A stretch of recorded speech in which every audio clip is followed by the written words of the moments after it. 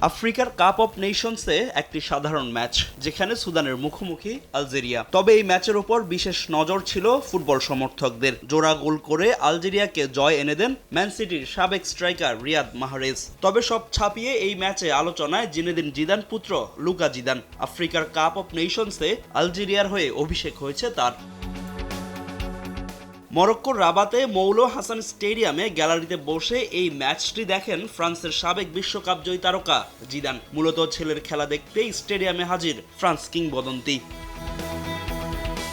বাবার সামনে অবশ্য মাঠে দুর্দান্ত পারফর্ম করেছেন লুকা জিদান। দারুণ সব সেভ দিয়ে অক্ষত রাখেন আলজেরিয়ার গোলপোস্ট। ক্লিনশিট নিয়েই ছাড়েন মাঠ। আফ্রিকা কাপ অফ নেশনসে অভিষেক হলেও আলজেরিয়ার জার্সিতে এটি লুকার দ্বিতীয় ম্যাচ। গেল বছর অক্টোবরে উগান্ডার বিপক্ষে আলজেরিয়ার হয়ে অভিষেক হয় তার।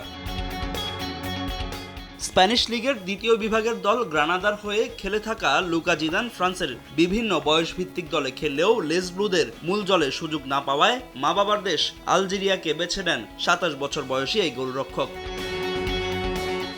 সুদানের বিপক্ষে মাঠে নেমে এগিয়ে যায় আলজেরিয়া। মাত্র ১ মিনিট ২০ সেকেন্ডের মাথায় প্রতিপক্ষের জালে বল জড়িয়ে আফ্রিকা কাপ অফ নেশনসে দ্রুততম গোল স্কোরার বনে যান রিয়াদ মাহরেজ। শেষ পর্যন্ত ১০ জনের দলে পরিণত হওয়া সুদানকে ৩-০ গোলে হারিয়েছে আলজেরিয়া।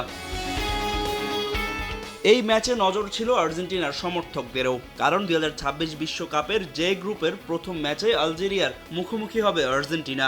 আগামী ১৬ জুন কনসাস সিটির আরোহেড স্টেডিয়ামে মুখোমুখি হবে ২০২২ বিশ্ব চ্যাম্পিয়নরা। আর তাই বিশ্বকাপের প্রথম ম্যাচের প্রতিপক্ষের খেলার ধরন সম্পর্কে আগে থেকেই ধারণা নিতে চাইবেন আর্জেন্টাইন ফুটবলার থেকে সমর্থকরা। ফাহিম ইসলাম, সময় সংবাদ।